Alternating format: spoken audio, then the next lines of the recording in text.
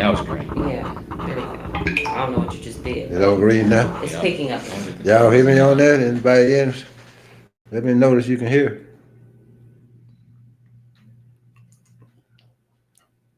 Go ahead. It's We good to go? I need to start over. What? Go ahead. All right.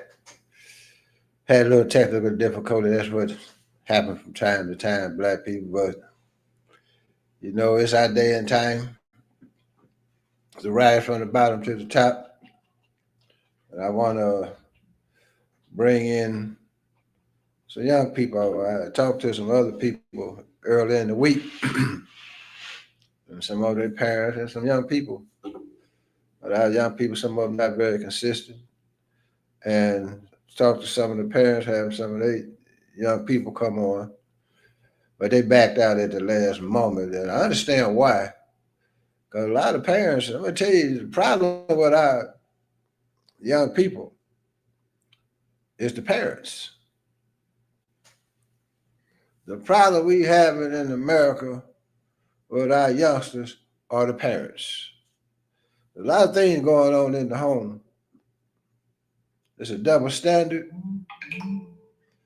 You have them telling their children to do one thing, and they got a lot going on in the home that they shouldn't be doing in front of their children, lack of discipline.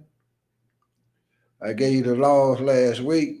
Most of those laws I gave you last week, the parents are breaking them right in front of their children. The children are not listening to their parents. Some of them allow their children to be lazy. They old enough to take on responsibility. They're not forcing them to take on responsibility. You have fathers that have moved on from their children. They stay in touch, hit and run here and there.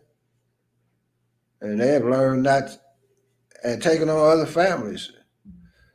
But they've lost touch with their own children, their own sons. And when they get them back up under them, they really don't know how to deal with them at all. Don't know how to discipline them. Don't know how to check into their minds and find ways to reach them where they can sit down and have real conversations. And the children are already coming, since they've been away from their natural parents, they're coming a little angry. You understand? Why you ain't been there for me when I need you? So when the father tries, when the child starts doing something, he's gonna test you, want to smoke weed or come in when they want to and they're still minors. And the thing that you do is you come angry and start wanting to use force instead of sitting down and really spend a little quality time with that individual. I seen people that have their daughters that's living pretty good, but they get up under the influence of other young ladies that's doing totally opposite. Influence them on drinking, smoking, lying to their parents. Parents are not very observant. Then they end up losing their child or something to the streets, even to death. But another one problem we got now, I'm calling like I see it, is a lack of parenting, period, across the doggone board. You know, I wanted one young person to come on, but I know why they wasn't gonna make it because the parent didn't want them to come on and say too much. They might expose them. You understand what I'm saying? Well, I say to you, I know you're gonna be watching. You can get angry and I don't give a. You understand what I'm saying? You understand? You are gonna lose your son to this world if you don't step it up. Quit making excuses about you don't have the damn support. No, you got all the support you need. But if the rhetoric that you giving out ain't lining up with what's going on, that's why we're losing our youth. Young males are being hunted. Young males are being targeted like never before in America. Your president, I ain't had a president since I've been in America for 400 some damn years. As like the Minister Farrakhan said years ago, They going to target the black youth because they want to murder you, your babies, your daughters. Bringing in the National Guards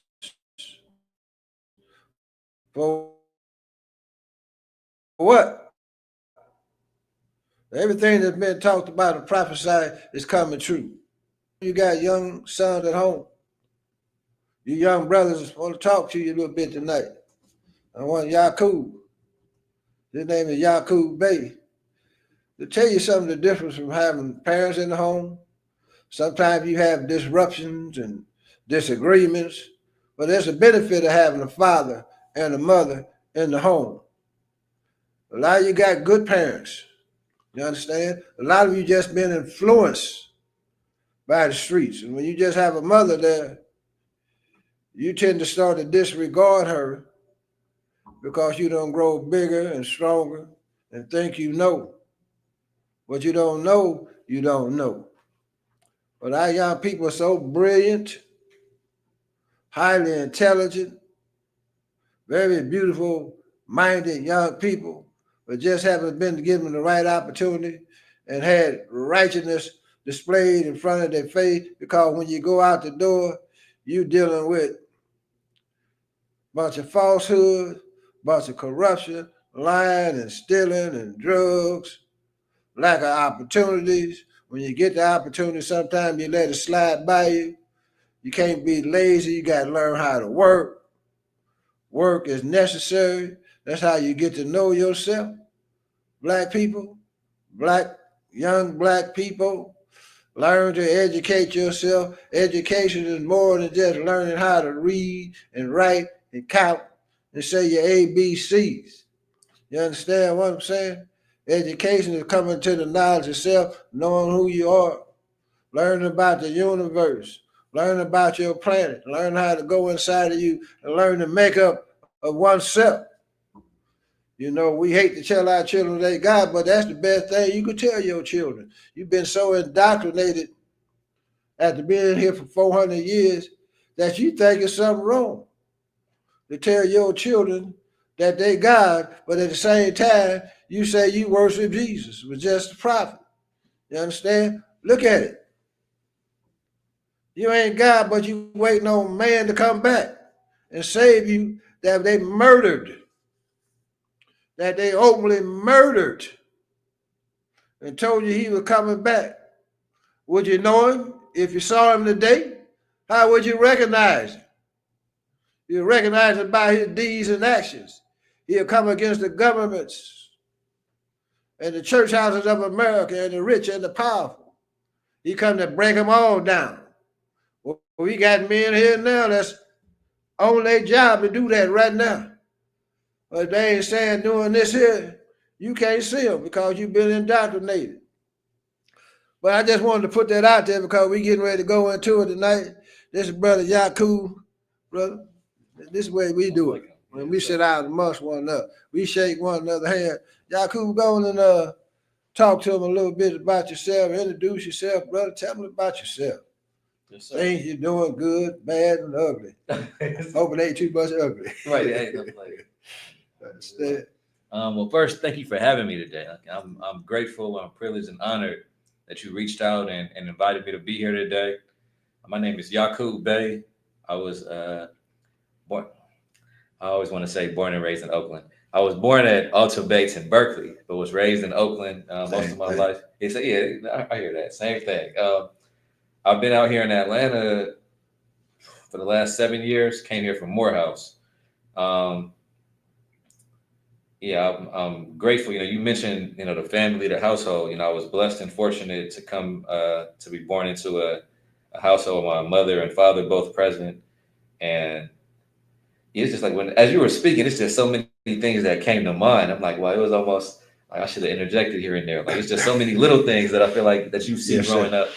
That feel free to just speak tonight. There's so many things that you mentioned that I feel like I got game and wisdom on things that a lot of my peers didn't get until being adults, such as if you're in a 2-parent household, or if you've seen like your mom or father interact with a partner, then you have somewhat of an idea like how to resolve conflicts.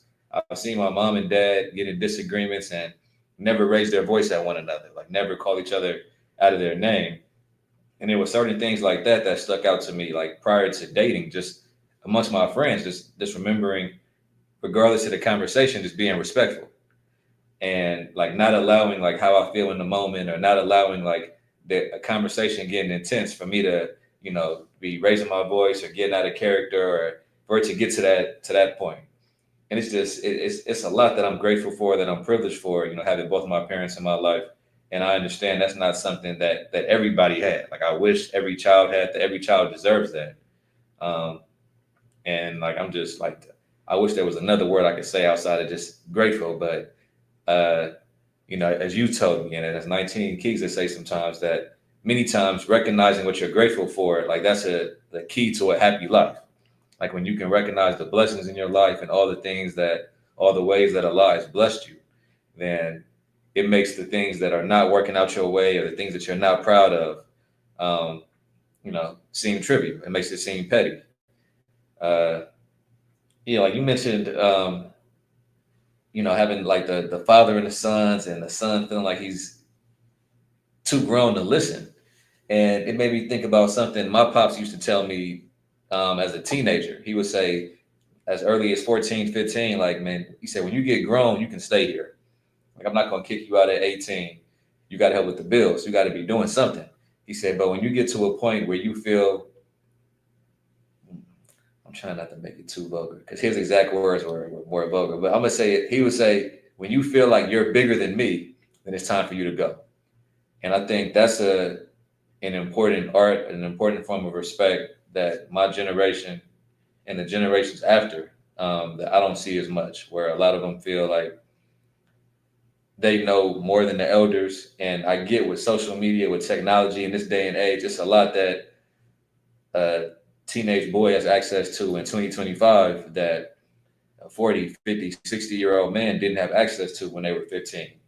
So I can understand somebody feeling like, oh, it's a new day and age, but I think respect is something it's not talked about enough. And when you mention like parents raising children and children not being respectful, like I really wanted to add, like not just the parents, but I think our community isn't encouraging youth to be as respectful. Like it's a lot of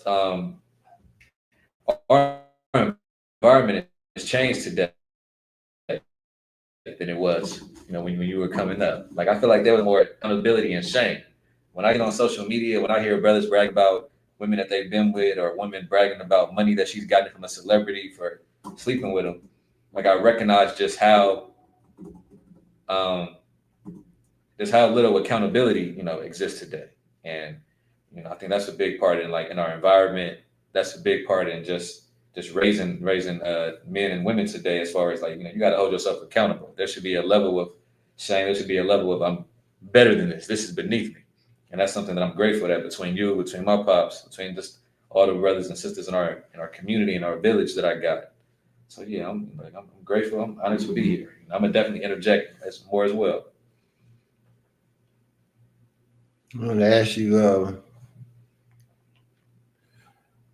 how did you and your father solve conflicts that you had as you were growing up? Um, Did you have any of those type of exchanges? no, definitely. As a child, like elementary school, middle school, high school, it was easy. Like my mindset was, that's Pops, he's in charge.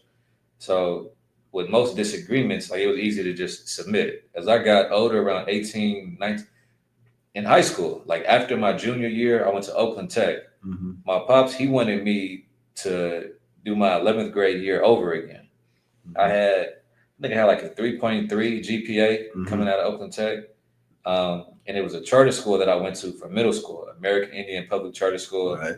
And they also have a high school. He wanted me to go there. So I went there. But he wanted me to redo my 11th grade year. Uh-huh. And my mindset was, I'm not going to be 18 as a junior all over again. Like my friends are all about to graduate.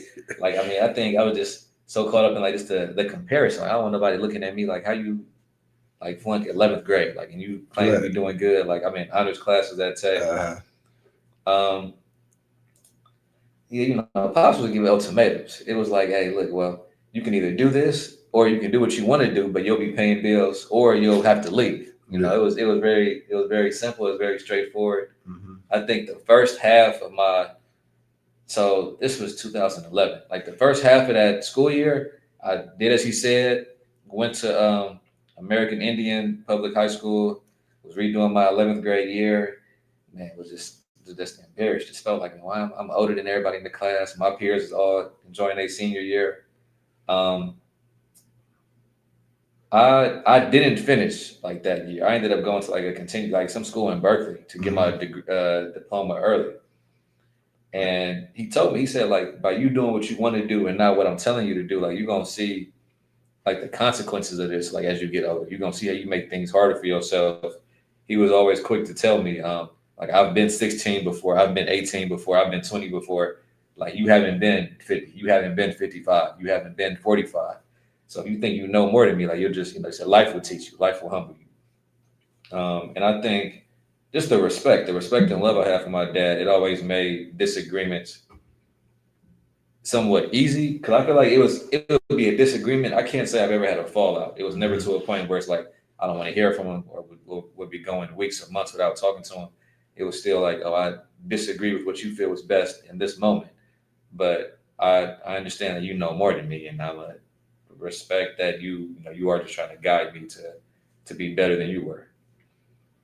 Yeah, but that American Indian school was one of the top schools in the country, though. That was like one of the only schools in Oakland, I want to say, where you had to have at least one or maybe two acceptance letters from a 4-year university in order to graduate. Yes.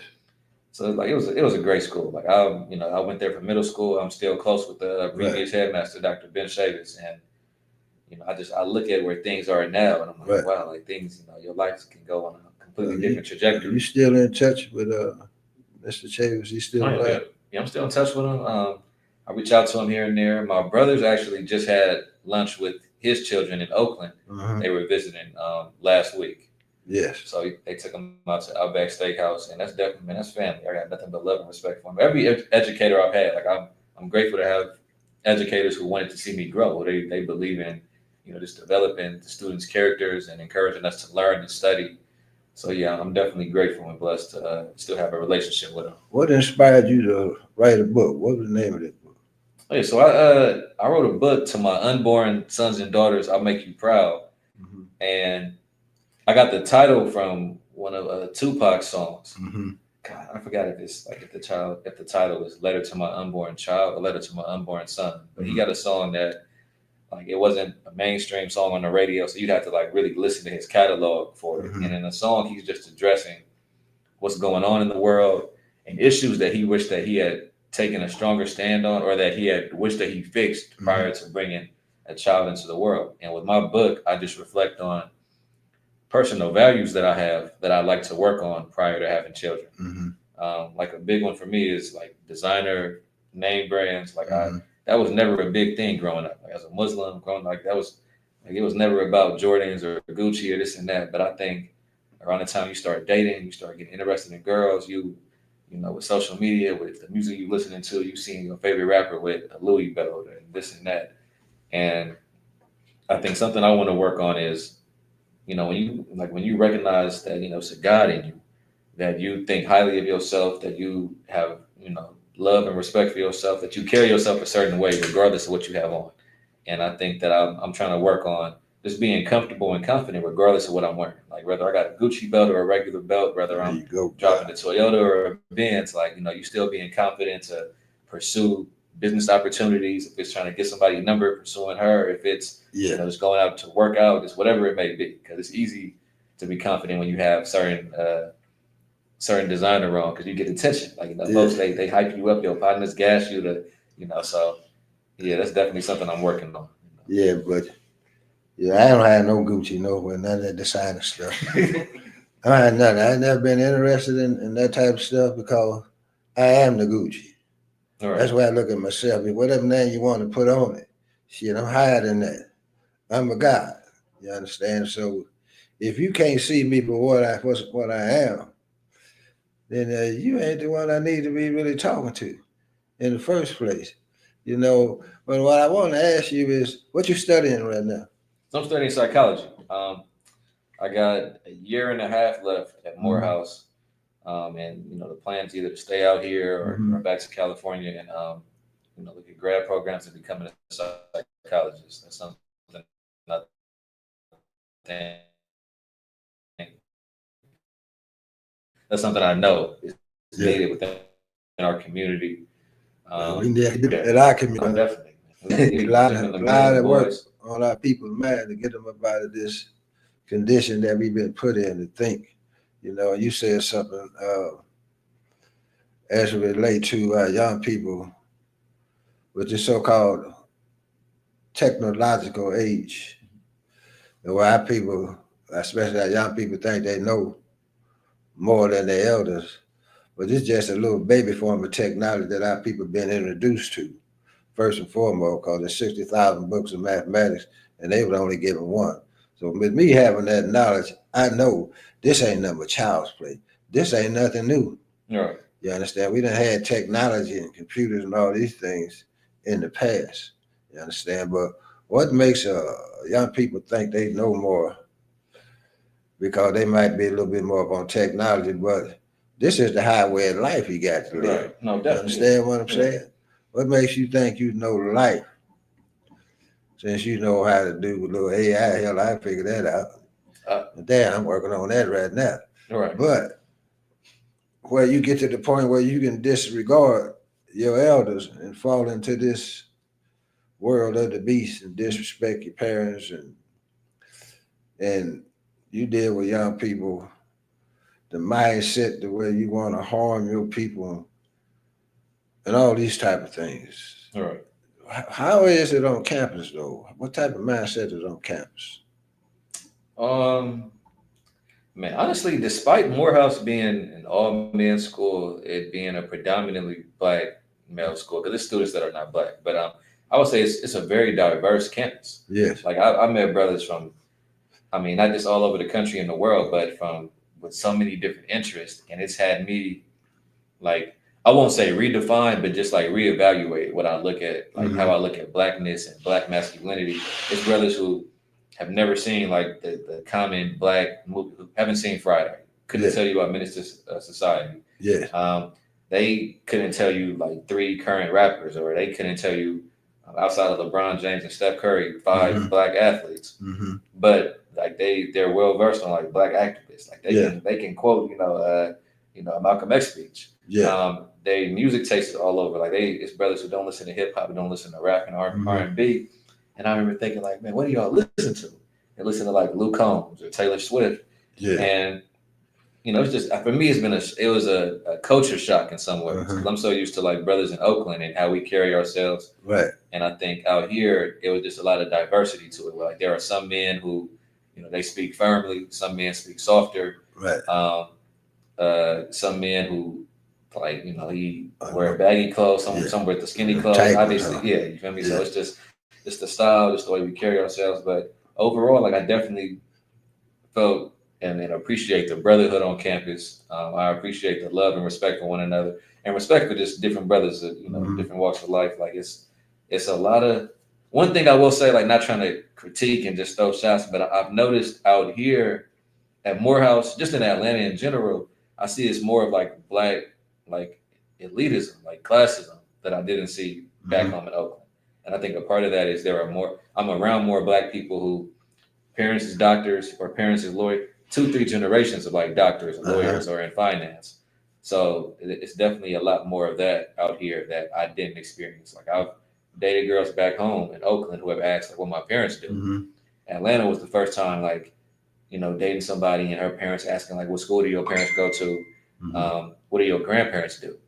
And it's like the first time like really feeling like judged, not just for like my character and like what I'm striving to do, but like what are your parents and grandparents, the generations before you, like what are their academic achievements? Yeah. So that was something that, was frustrating. It was motivating. It was a lot of things, because you meeting women who they in medical school and their parents are telling them like, oh, my daughter, she's going to be a doctor. She's going to marry a doctor. Like my son is a lawyer. He's going to marry a lawyer.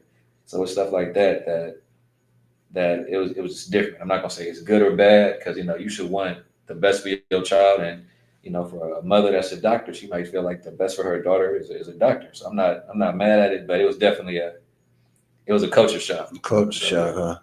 They tend to have a different mindset on how they see the world and how they see America, and the way they want to move forward. They more, you find most people like that are, they more, I would say, for deep integration. They're not looking to change it, or they not.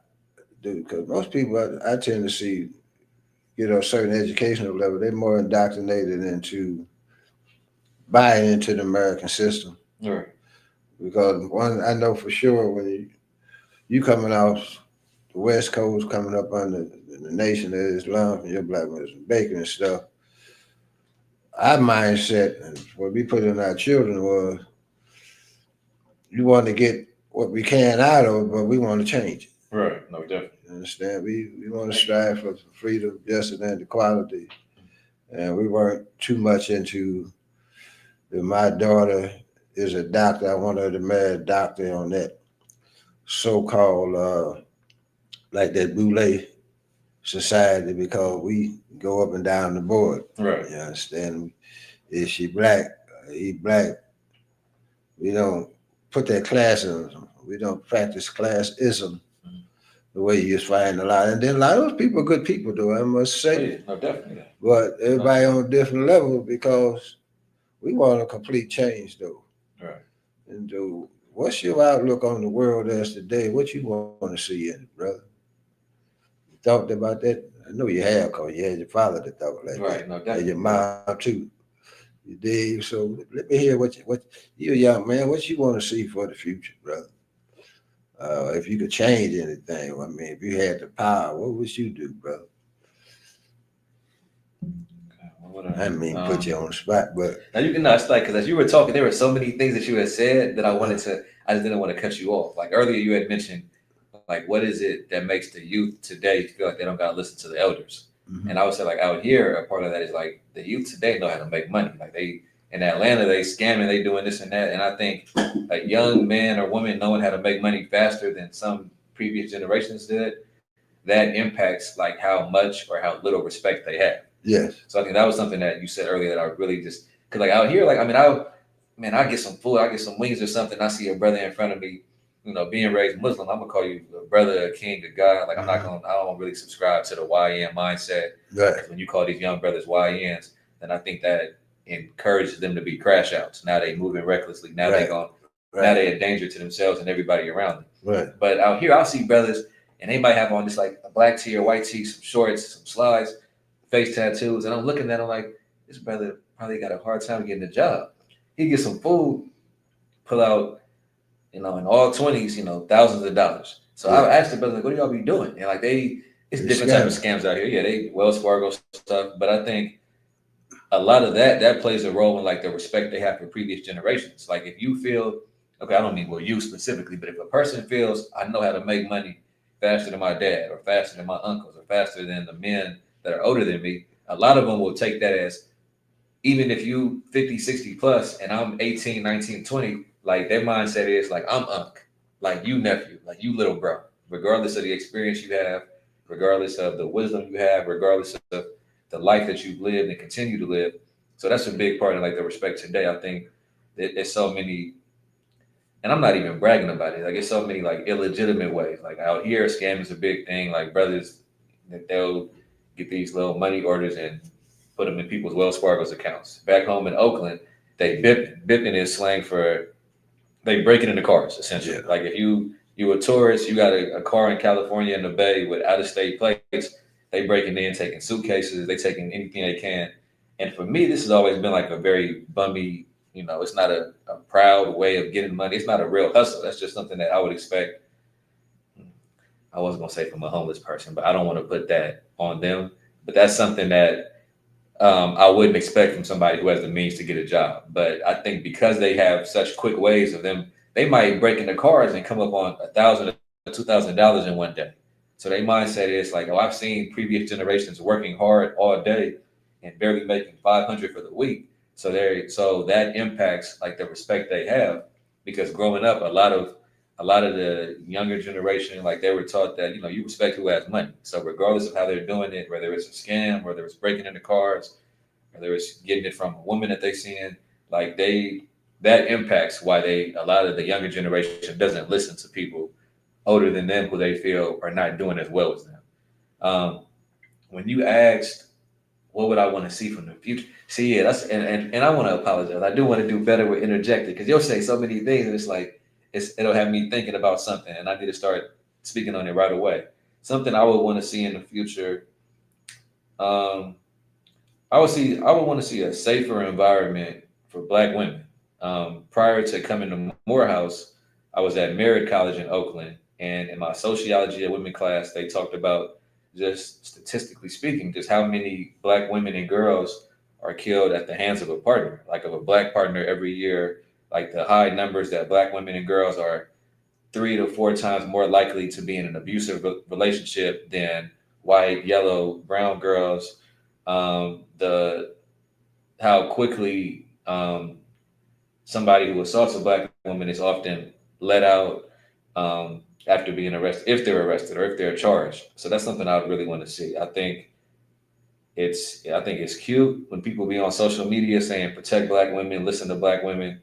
But if we can take that performative type energy where folks are saying this on social media and really practice it, like if we were intentional about just being there for them, even when there's nobody around. And sometimes that may mean, you check in one of your partners, like one of your male friends, when it's just the guys around.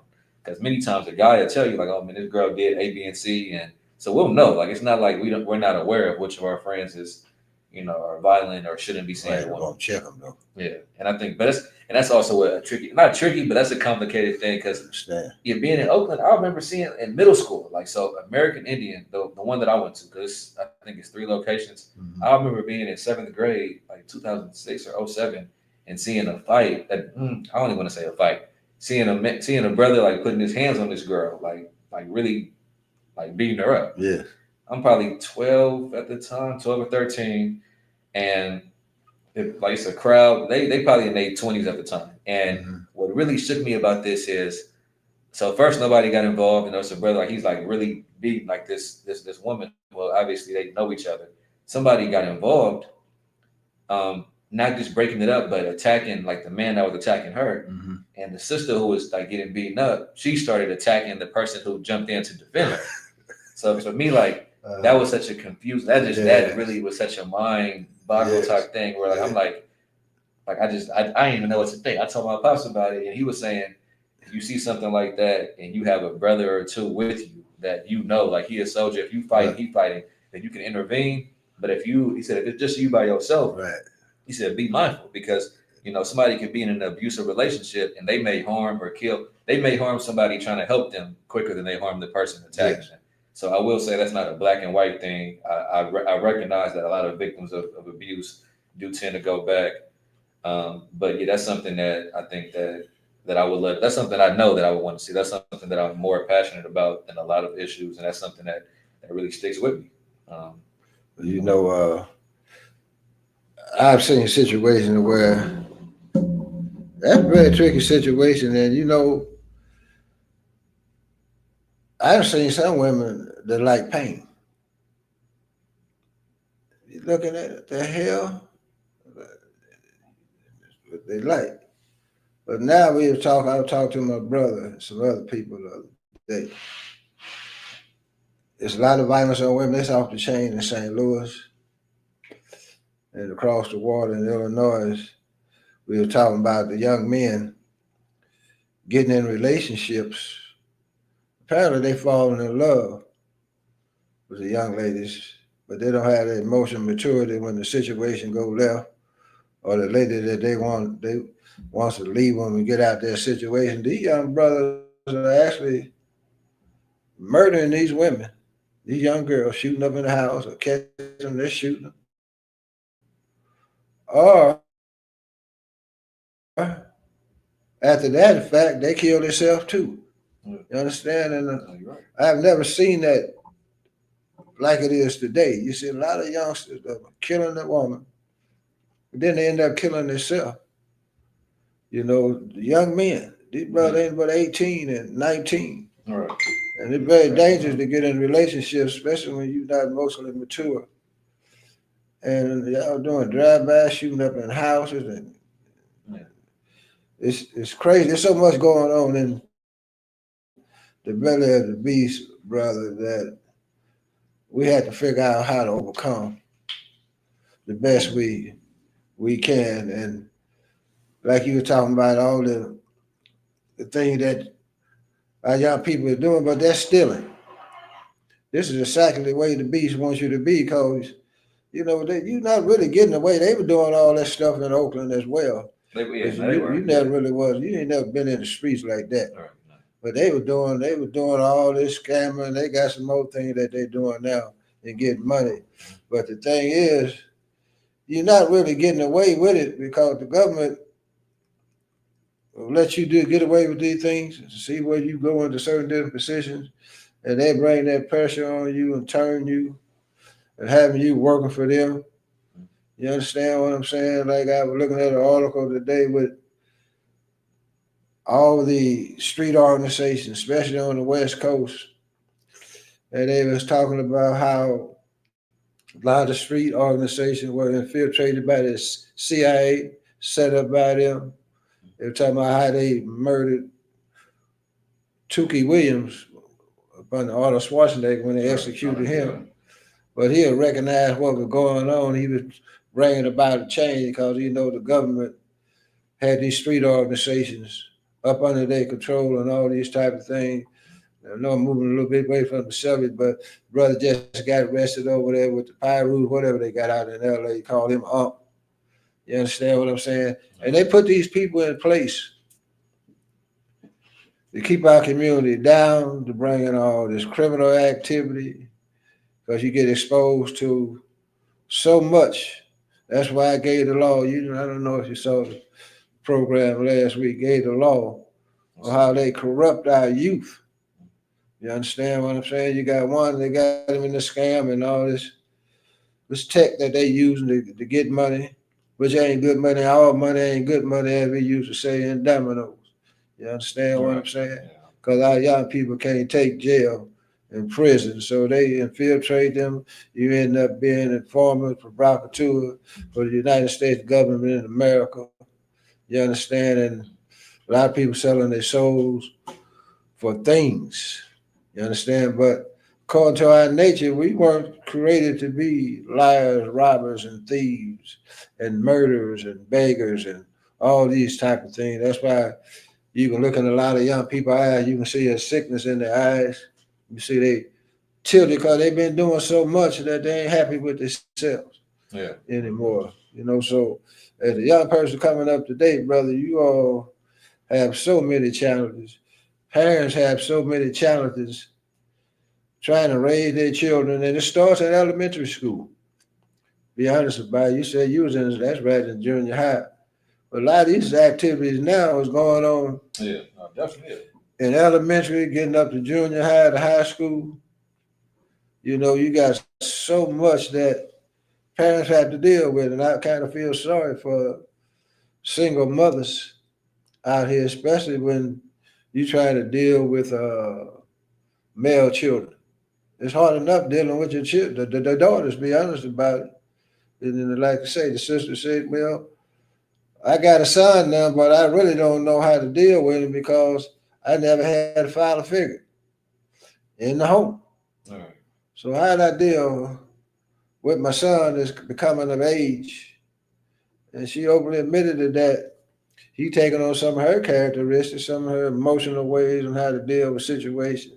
Then you add another whammy to it. You know, you doing things that you shouldn't be doing yourself in the home. You understand? Same sex, all that old type stuff, brother. So our children are coming up totally confused. But you know, we do have some shining stars in our community. You understand, such as yourself, your brother, Esau, little Nadar, and what's your other brother named Najee? What's his name? Majid. The Majid. You know, y'all fine group of young men. Understand? That's out here taking care of business, or business can Right. take care of them, and those are the type of examples that we need now.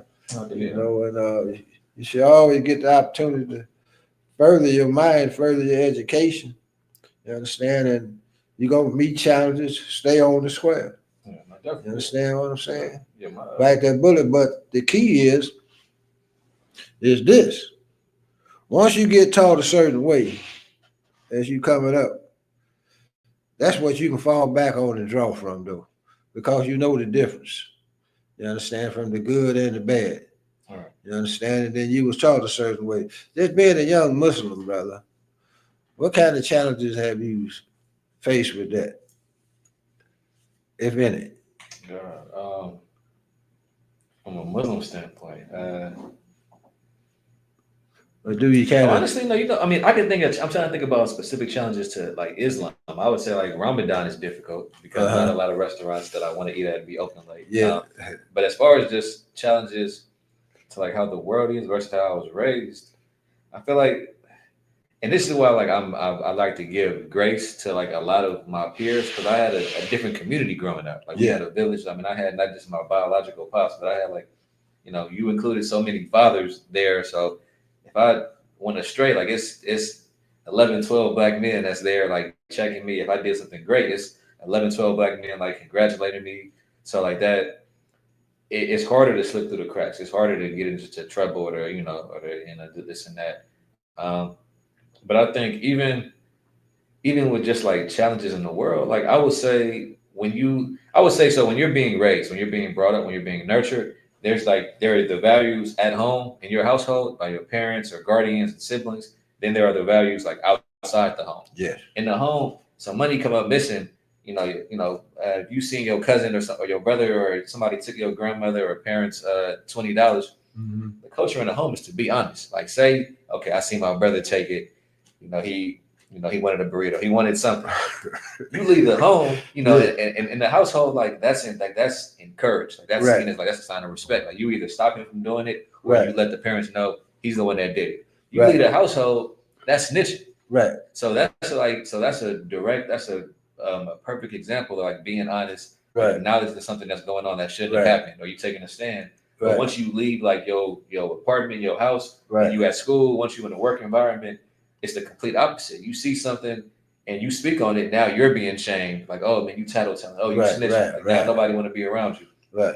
And it's like the focus should be who's stealing. The focus should be like who's doing something wrong. Right. And I think like I'm not gonna say proud. Like I would say that I'm ashamed to admit in the household, like I'll still follow the household rules. Like I see something happening, like if somebody like something happened, or we broke something at the house, and we're gonna tell pops, look, I did it, or Issa did it. Admit up to it. Outside of the household, like I would admit, and I'm not saying this proudly, but I'll say when I've seen something in school, when I've seen something just amongst my peers at a party or something, like let's say somebody stole something or somebody brought some weed to anything, like, even if I see it or I didn't see it. Right. Like my thing is like if you want to find out who did it, then that person may say something or somebody else may say something, but I'm not going to be labeled less of a man or a rat or a snitch or this and that. Right. And I think that's something that earlier you said this like very briefly, like you had mentioned, like the folks been scamming and like cool, like I wouldn't know that because I wasn't in the streets. Right. And I think that's something that like I'm not ashamed of. I think a lot of black men never be ashamed of it. Yeah, but a lot of black men, a lot of young black men, I would say under 30, under 35, they're ashamed that they weren't brought up in the streets. And I get it because like the way we look at manhood, like the pinnacle, the most manly, masculine man, the hardest man, the man that everybody is told to look up to is the one from the streets.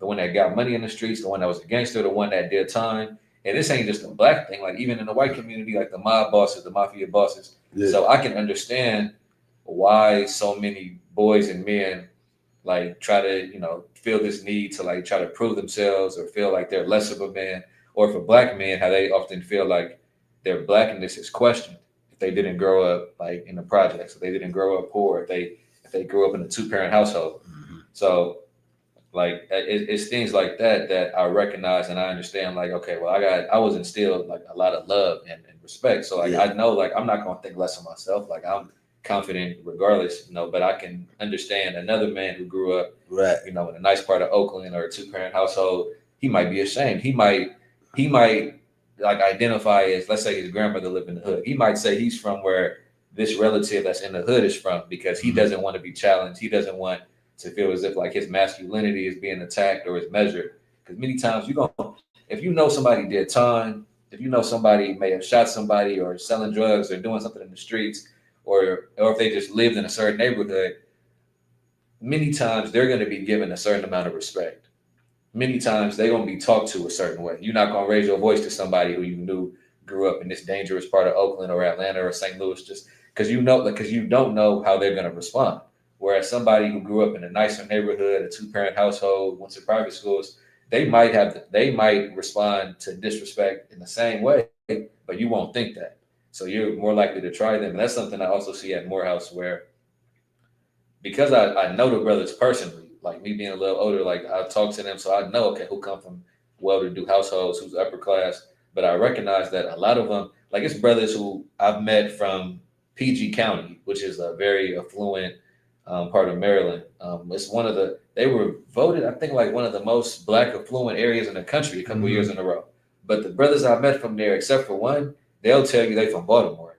They're not going to tell you they're from PG County because they feel if you know that they come from a well-to-do, a rich area, then you're going to try them. You're going to look at them as soft. You may try to punk them. But if they mention Baltimore, a city that's known for its violence, that's known for the street activity, that name hold weight, especially due to The Wire, then you're going to come at them differently. I only know where they're from because family weekend come around, you meet folks' parents, and they tell you, oh, you should come visit us in PG County. It's like, I thought y'all was from here. So, and it's the same thing in the Bay. Like, you meet people, and a lot of them, they'll claim certain parts of Oakland. But, like, I know y'all. Like, some of y'all are from, like, well-to-do areas in Antioch or Stockton or, so, yeah, that's just something that I recognize. And I don't even blame somebody for lying or trying to be street. I can acknowledge you want it to be accepted, and you like this need to like feel like you got to prove yourself. Like you feel like you're being measured, like you're constantly being tested. Yeah. And for black men especially, you don't want nobody looking at you as like less of a man or any less black because of where you come from or because of your parents' education. So yeah, that's just. But I would like to add to this though, is that being raised Muslim,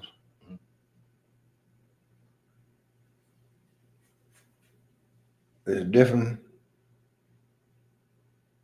ball game. Oh yeah, I'm definitely. You understand? Because you're around righteous men and women. All right. But you also taught the art of self-defense, how to be military minded,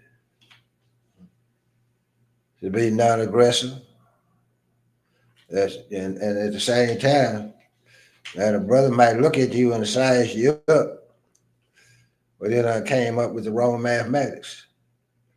And like, brother, look at you, but he don't know you cool, kind of smooth looking brother, but you dangerous as well. You know the art of self-defense because the environment you was in, everybody would make sure that you were safe and encourage you. If you did something wrong, we're gonna let you know. Right. But you seen strength. When you grow up, brother, you seen nothing but strength. You seen power. You understand? You seen power and force. See how you deal with obstacles and different oppositions and things of that nature.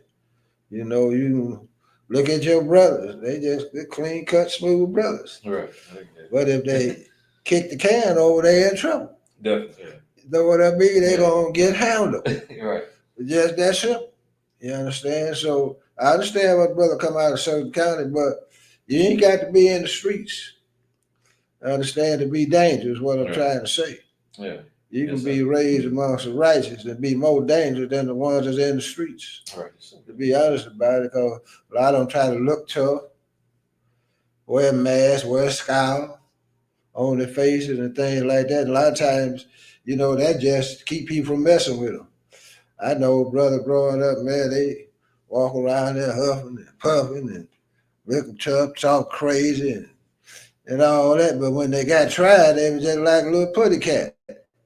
You did? Couldn't take no pressure or none of that. So a lot of times it's just fronts. Right. The reason I can say that because when they get caught up in the system, dealing with the police or different things like that, they gonna fold up. You understand what I'm saying? So Muslims raised different. Like my son, 19 Key, Yusuf, Samad, Bashir, clean cut brother. You know they carry themselves real smooth. Right. You understand? I got Rockman and Raheem.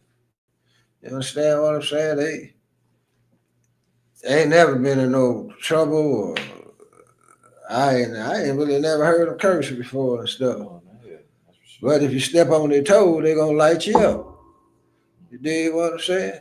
The only one that carried himself really dangerous with my other son was Asian one.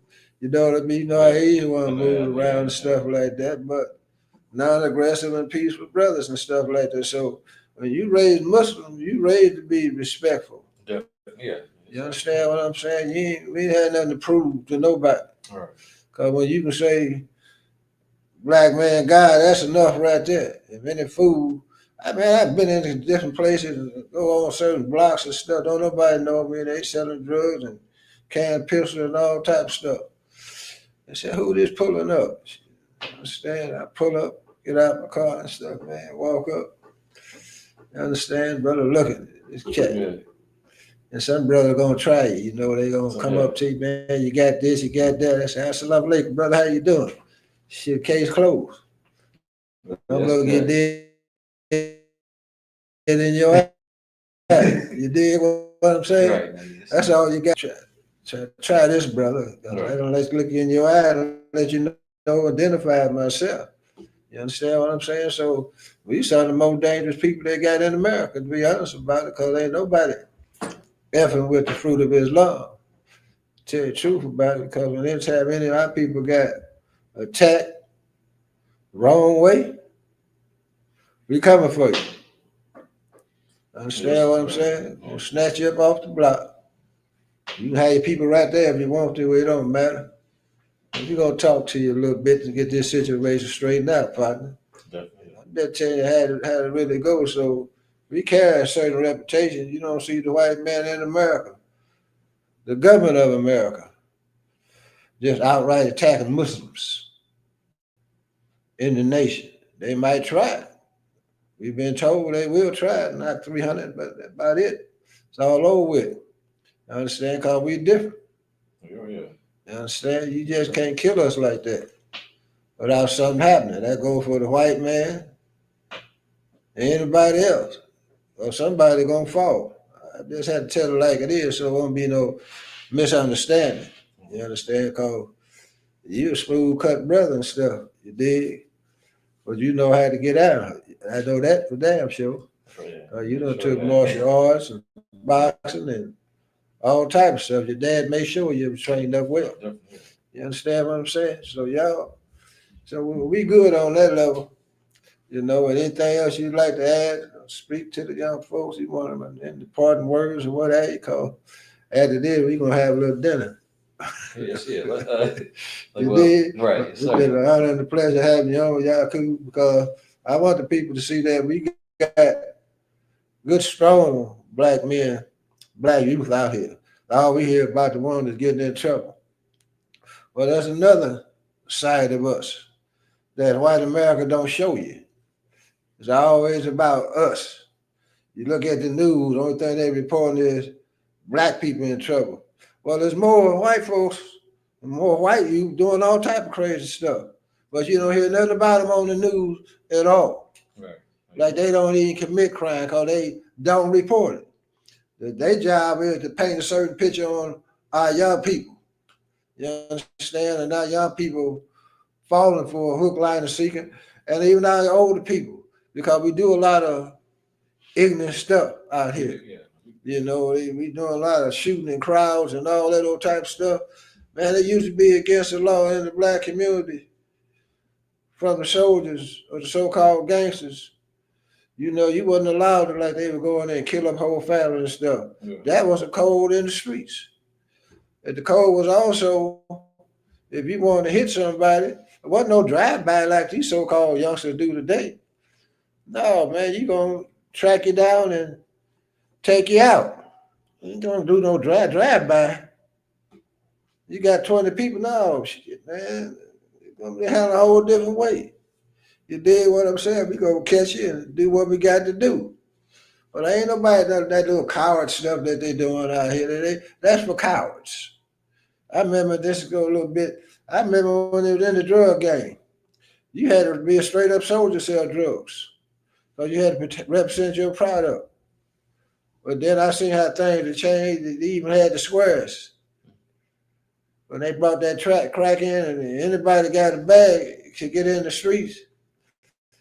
And that's when all the snitching and all these things started and all these type of stuff because they weren't really dangerous. But they ain't now. Anybody can do anything in America now. In our community, we just need to be straightened out. We need men to step up, go into our communities, and straighten it out. That's why I give Golden Child out of Chicago. Brother took it upon himself and went into the trenches, the deep, stone, cold-blooded killers. The young people fighting and feuding for 20, 10, 15, 20-year wars right across the block from one another, bringing it down now. They signing peace treaties. That's another way. In some ways, you just got to go in and find the leadership. You talk to the leadership, you give them that warning. And some of you just got to snatch right up. You understand? So we can straighten out our community. We got to bring this violence down.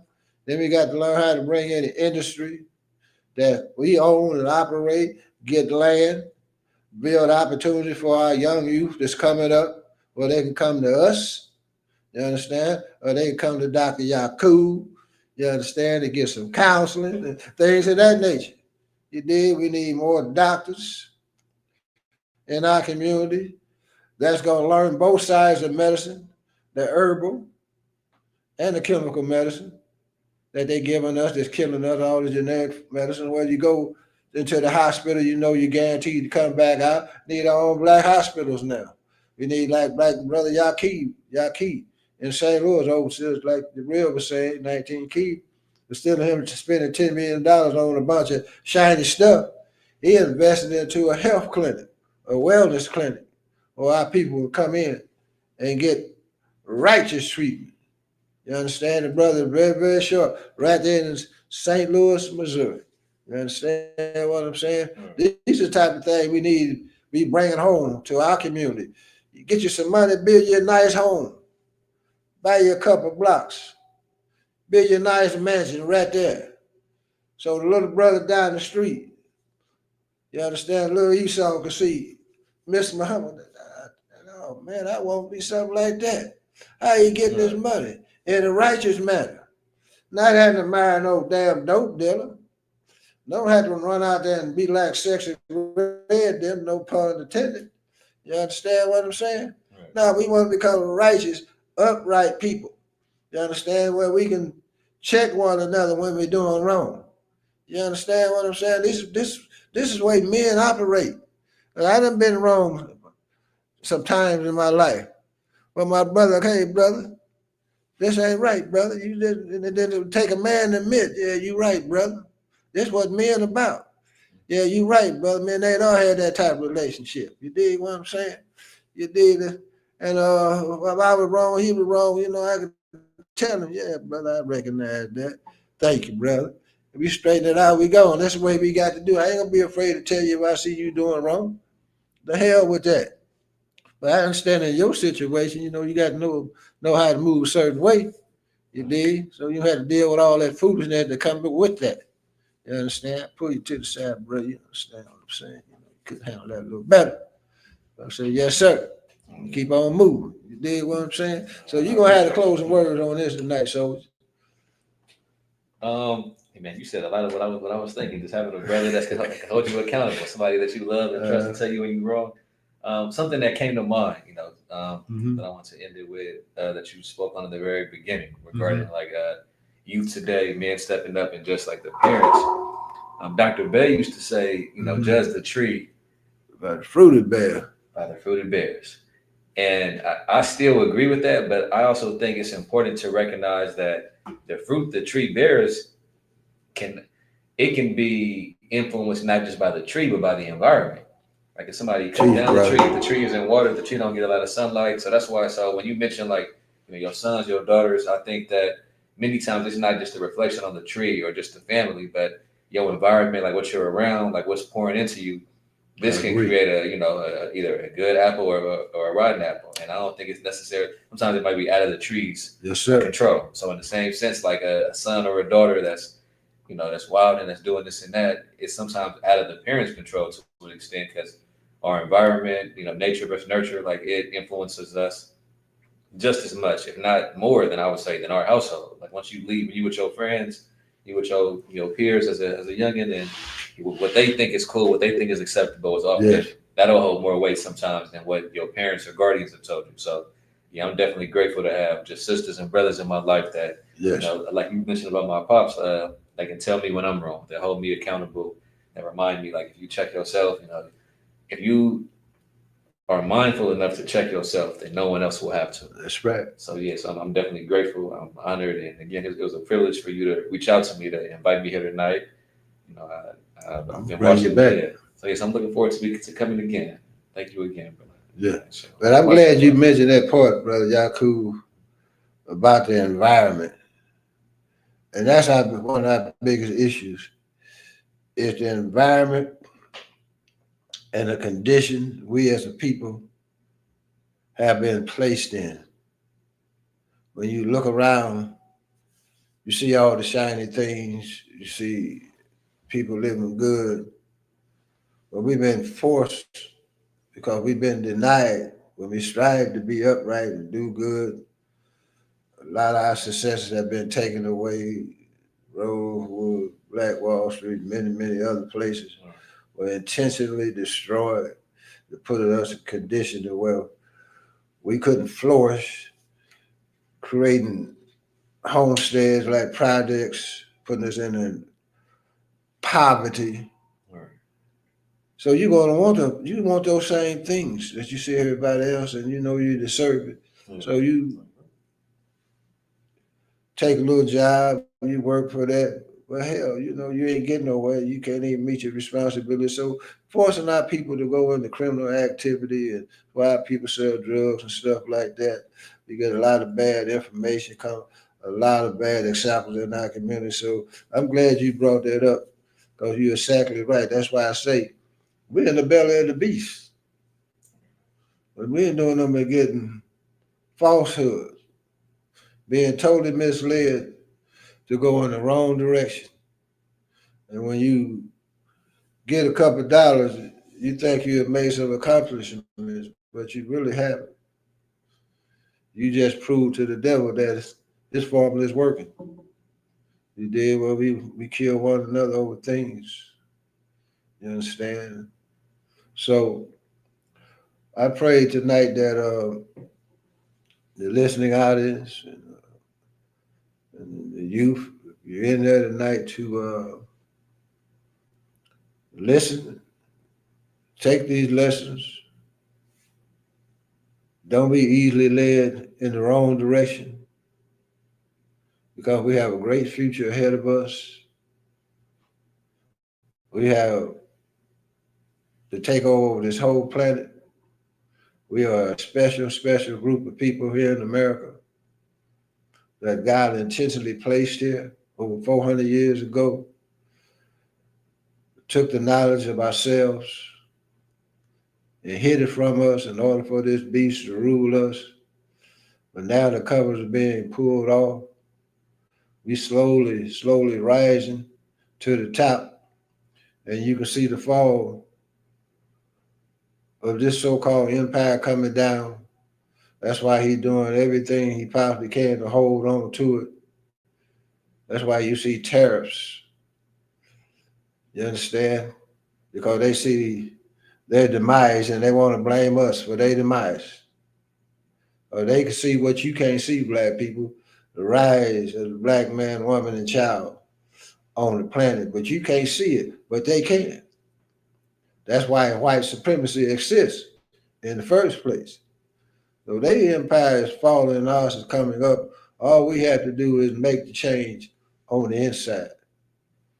Change the way we thinking. A few more sacrifices ain't gonna hurt. You understand what I'm saying? Put the gun down, keep it all, put it up. Billy Bob show up, know what to do. Don't use it on one another. Mothers and fathers that's in the home, start setting better examples. Make your word bond. Quit lying. When your child get in trouble, you crying out to the world and blaming other people for your mistake. Of course, there are some situations that's totally different. You need support. But a lot of times, they're calling like I see it. You all are causing a damn problem with your children. Not saying everybody, you know what I'm saying. But a lot of y'all the cause of your children getting out of order because of the thing that you're doing and indeniability. You can't do devilish stuff and think your son or your daughter going to be upright. The mathematics don't add up. So let's get it together, black people. Start showing that love to one another. Start helping one another. There ain't nothing wrong with being kind. You know, I help a lot of people, and still get talked about. So what? That ain't who I'm trying to impress. I want my good deeds outweigh my bad deeds. You understand? All the one I'm trying to impress is Allah, the Most High. So if I'm ever in need, I might be able to go to his bank and cash my check. You understand what I'm saying? It's takeover time. The greatest, the original people on the planet Earth, sitting right here in America. So I say, Muhammad.